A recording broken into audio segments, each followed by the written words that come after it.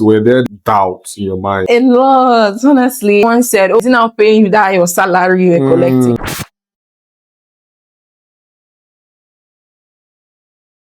Dise, welcome to the Lead Show. Thank you so much for having me. I'm glad to have you here. Before we go into the conversation, I would actually like to start from the beginning, right? And when people see businesses or someone that is actually running a business, someone that is managing clients, delivering products consistently, they don't see that part, where there are other things that the person is facing, right? And the part where they see is like, this person is doing well in the business and whatnot. But there is actually the leadership part of it in delivering consistently. So I'm curious about it, and I want to ask, how did you get into the printing business? Oh, that's interesting. So I have a background in engineering. I studied electrical engineering. And for me, I've always been business oriented. I would say that that's something that came from my mom. Oh, Right. Growing up, I watched my mom do like a wholesale retail business. She had different kinds of businesses, right? So okay. at some point, I do remember like helping her count money and record sales, going to the store to sell. So while I was working, I already knew that I wanted to do a business. So my sister and I decided that we're going to start selling t-shirts. Because I worked in an engineering company, I was used to people going on site. I too would go on site and, would wear t-shirts, wear your helmet and things like that. So yes, we just started selling like t-shirts, and I'll take the bag. I had the sack bag I'll take to the office at the time, and people come and say, "I like this color," and they'll pick it up. Right. But what happened over time was that we started to look for ways to grow.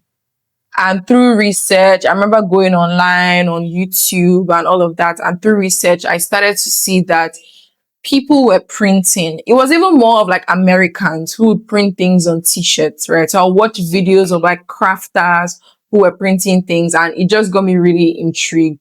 So I spent a lot of time just consuming information.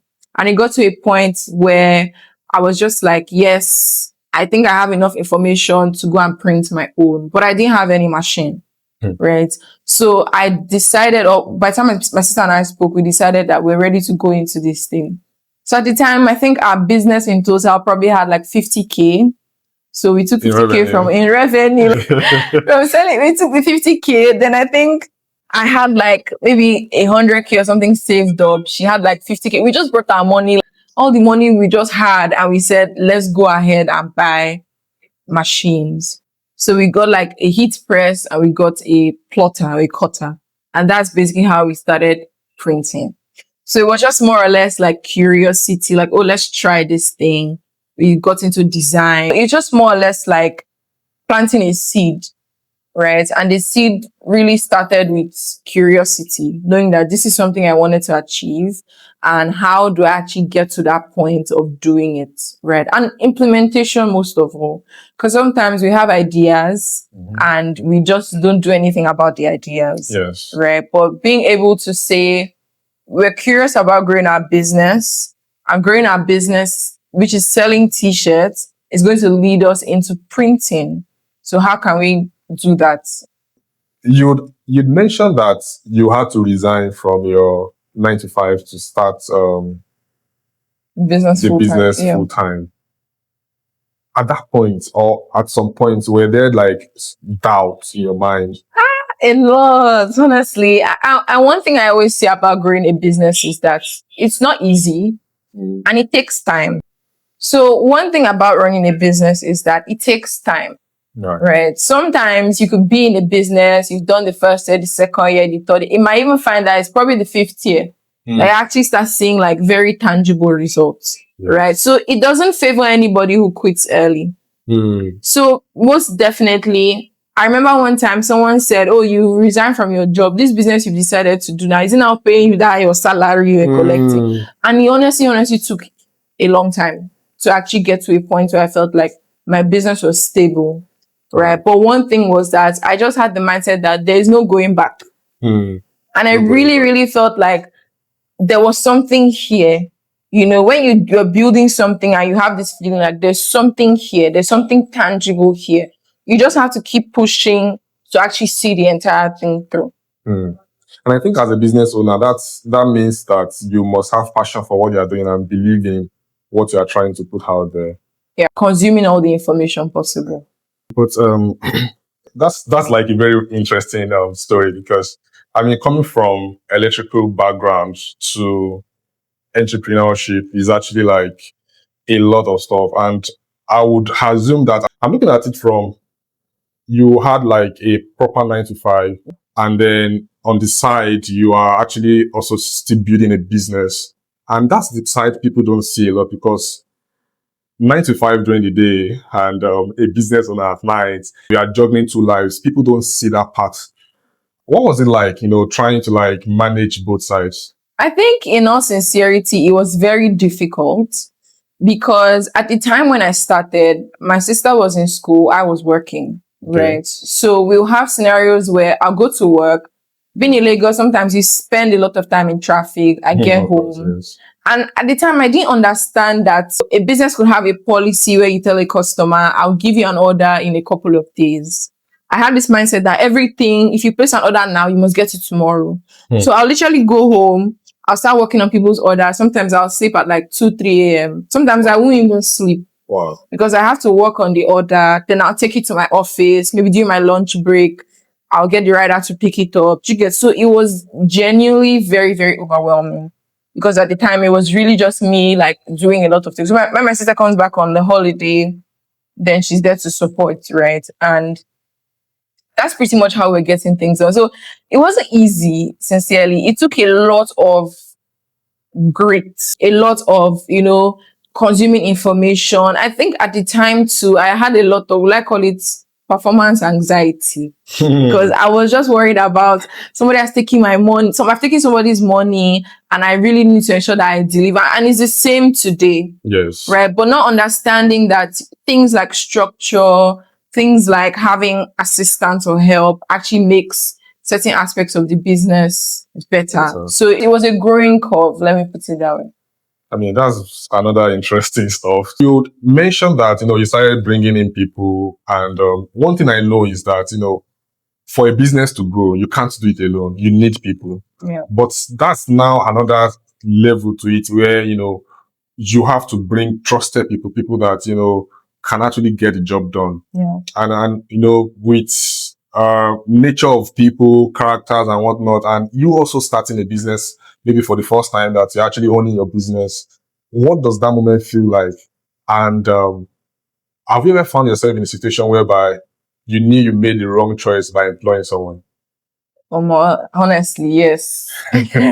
Yes, to be honest. At the time we started, there's some things that I knew that I needed to delegate, because speaking with a number of people, I spoke with my mom, spoke with my pastor, and everyone kept telling me, you need to get out of day-to-day operations, right? Because I was the one who was actually doing the printing. So for me to grow the business, I needed to get out of that phase of the operations so that I can focus on actually growing the business, right? So I knew that I needed to get someone who's like an operator. And I hired twice.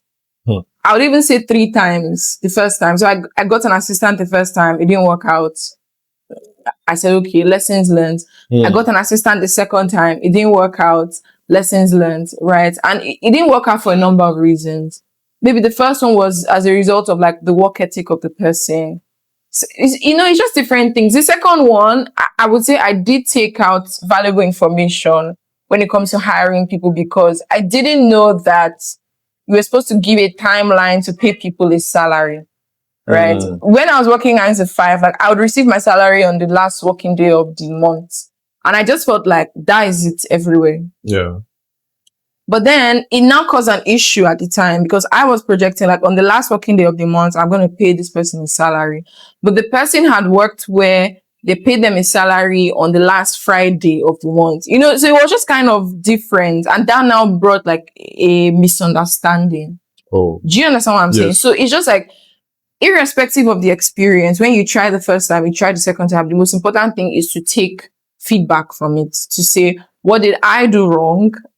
Be it in like the hiring process, be it in my interaction with this person, and how can I project for the next person that I'm going to hire, right? So I feel like it's something that you kind of just go through planning and then just taking feedback, right? So yeah.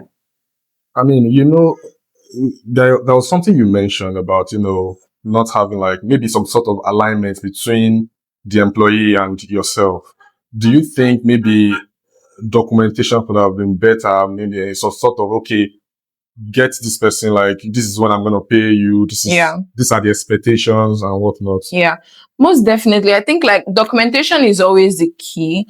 But for so many people that are starting their businesses, they actually don't know. So that's why I'm like, when you're running a business or to lead, it's always about knowledge. Your business grows as fast as the knowledge that you have, right? Because at that time when I was hiring my first staff, like I honestly didn't have any idea that I needed to document, right? I needed to tell them that this is the policy of the company, right? So sometimes it's a case of if you want to grow, you need to also seek knowledge. If you're getting to a stage where it's like, I'm going to be hiring people, then my advice would be go and ask other people who are employing. Or if you're coming from a 9 to 5 setting, you can also like sit back and say, when I was being employed, what was the process like? Yes. Do you get like, oh, I had to go through maybe getting a referee or a guarantor, submitting some documents. Do you get my point? Like, those are things that sometimes when you're starting your own business, you might not necessarily have the insight to implement into your own process. But documentation is honestly the key, because at every point in time, you can have a reference to say, this was our conversation, this was our agreement, these are your roles and your responsibilities, right? So that's really important. Oh, awesome. If there is something I picked from what you said in summary is that as a leader, there is no apex to it. You constantly keep getting knowledge and keep growing Yes. as a leader. Yes. But now there is still this part to it where, you have somebody working for you. There are expectations. Yeah. And, the whole conversation has changed from you being the business to, trusting people to do your business for you, especially when it comes to managing clients' expectations. And you mentioned sometimes, a few minutes back, that, there were times where you have to stay up till like 2 a.m. Sometimes you don't even sleep at all because you actually want to deliver and there was no clear, maybe some sort of standard of operation for people to use. Yeah. Now you have people managing your business. You have people like, you've entrusted to do one thing or the other. How does that feel like, when it comes to managing expectations, managing clients, especially delivering this business where, you have to, deliver to clients? Yeah. So I think for us, because it's a production based business and we primarily do like customization, we ensure to give customers a timeline, right? That's the business model that works for us. Some other person can say, work tomorrow or today will deliver to you, right? But because of the business model, we ensure to give customers a timeline. And our team is also aware of the timeline, because it's like in a day, they can work on 100 orders, 50 orders, different amounts of things, right? Yeah. And they need to ensure that if this order comes in today, if the timeline is, let me say, in 3 days, it needs to go out, irrespective of the number of things that come in today. In 3 days, they are supposed to go out, just as an example, right? Yes. So what happens is that based off of that, everybody is working in a flow that ensures that that is possible. Because in the situation where it was just me, I could say I'm in my house, for example, and I'm working to 2 a.m. to deliver someone's order. But the business is now very different. People come into work, people clock out of work. I can't expect someone else to sit at work to 2 a.m. if they're not working a night shift. Do you get? So it means that because there's a consideration and the reality of other people involved, the business has to surround that process, right? So it's just about now putting systems in place to saying we need to get certain things done. These are the people, these are the processes involved. So I think in the end, the answer to it all is just about creating a system. Creating systems, which is very, very nice. So in business, as an entrepreneur, you are faced with, I mean, there are times that you are faced with challenges, and some of them might be financial issues, other might be, um, delivering client expectations, and, or maybe something also broke in the system, right? So now the question is, what has been, or what is your greatest challenge so far in this business? I feel like it depends on the day. Because just like you said, it can be a number of things, right? But what I always do is I always tie challenges to the system, right? So if it's a case of a customer's expectation, I have to review the system. Like, is there a product problem? Yeah. Right? Is it a process problem? Is it a customer service problem? So no matter the situation, sometimes the situation or the issue we might have is even like electricity, right? Maybe there's no lights and we have to do production. Yeah. So I'm just like, okay, it means that I will still tie it back to a systems issue, because the system is knowing the area that we operate in, knowing that you need backup power. So it's now a case of, did we plan well enough to have fuel? Not fuel. Did we plan? So did we plan well enough to have fuel, to have the gen being serviced? You know, because we don't want to be caught in any situation where you can't deliver. So whatever happens, just as a principle, I would go back and think about, what's the system? If a customer feels like, oh, I don't like how I was attended to, maybe when I walked into your store. So I now review, like, with the customer service team, like, this is a problem. This is something that happened. Why do you feel like maybe the customer didn't appreciate that conversation? Sometimes you also look at the fact that people vary. Yes. You know, you can tell someone, hi, good morning. And somebody else is like, why are you telling me hi? Like, am I your mate? Yeah. You understand my point? So Yes. it's sometimes it can be very subjective. Sometimes it's objective. So situations are just never the same. But the reality is that we'll just do our best to take it all and look at it from a lens of, how can it be better tomorrow? If this situation presents itself again, or even in another form, how can we adapt? So I wouldn't say like there's one major problem, but it's more of like, when anything comes up, how can we just fix it to the best of our ability? Awesome.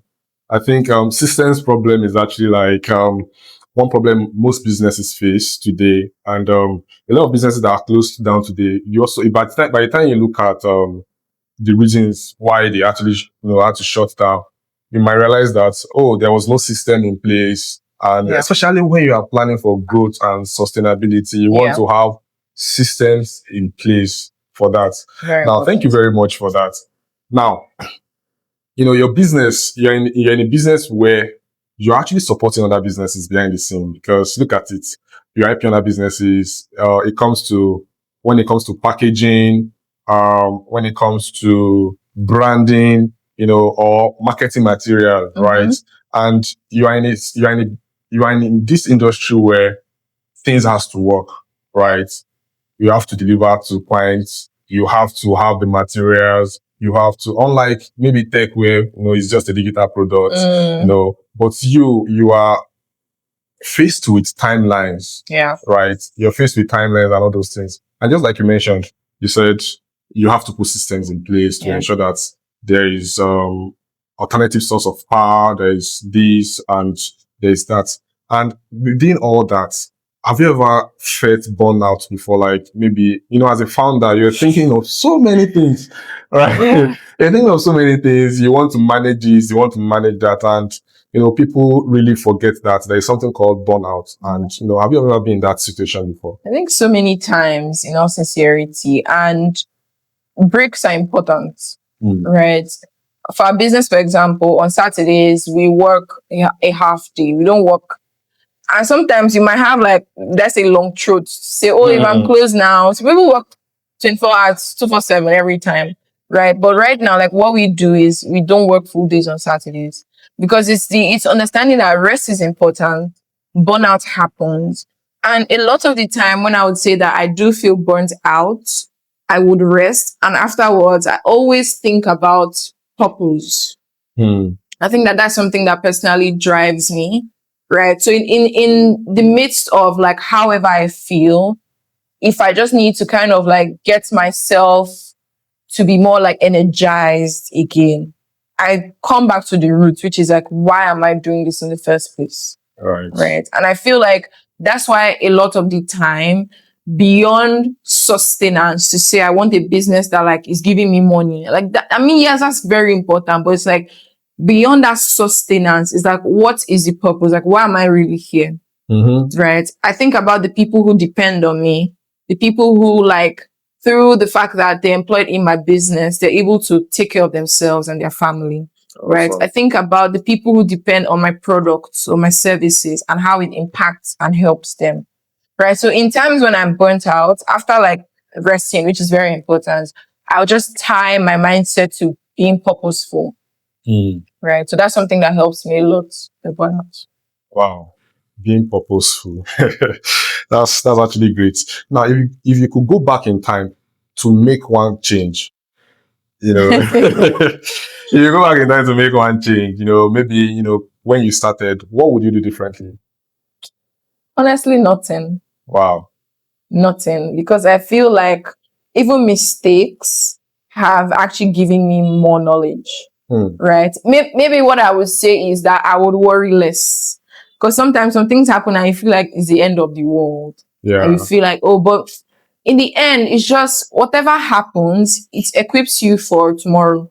Yes. And that's how I look at it. So anything, whether it's a good thing, whether it's a bad thing, if something works, my next question is like, why did it work?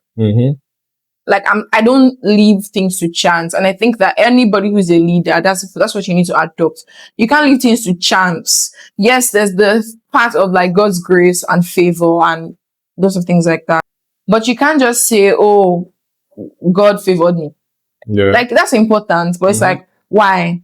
Like, what did I do? What is the aspect of my business that God saw to say, oh, like you have works in your hands and this is something that I can bless. You get? So whether it's a good thing, whether it's a bad thing, I always go back and check. If for example, I wake up today and like 3,000 people are messaging my business, I would want to tie it to something. It's either like a strategy, a piece of content, there's a way to generate leads, like what's that thing that I did? Right. So I think that part of it is just very important to me. Wow, that's very wonderful. Things happens when you've run businesses for a while, right? And you stop thinking about services to now start thinking about the people, growth and sustainability. Yeah. How has that thinking changed your leadership since you started? I would say that my approach to people, my approach to the business is just entirely different. So how I'm managing people or how I'm leading people is always tailored towards, is this making the business more efficient? Yeah. Right. And it's also because as the business continues to grow, I see that everybody that comes in is a very unique and different person. Yes. So it's a case of like, how do I identify the best way to make this person more efficient? Right? How do I identify the best way to communicate with this person? Because communicating with one person is not the same as the next person. Yes. Right? So my mindset is always a case of like, how can the business grow? How can the business be more efficient? How can the process be more efficient? And that always ties to people. Right? Like I do my very best to remove like my emotions from it or like my sentiment from it and think about what is best. So I'm always taking feedback to say, am I a good leader? How can I be better? How can I improve? How can I communicate better? How can I reduce assumptions? Because sometimes you just make assumptions and think that, oh, this person might know this thing. This person should be able to do this thing.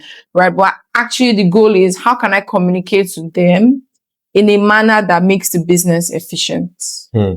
That's like a growth mindset. Yeah. And no one really starts fully prepared. But Yeah. leadership is all about learning, and you keep learning and learning. Yes. That's a very nice one. So now some people are probably listening or watching right now and still thinking about maybe they want to start a business, they want to, maybe it's a side hustle or they want to go into a business like yours right now, what would you tell them to do?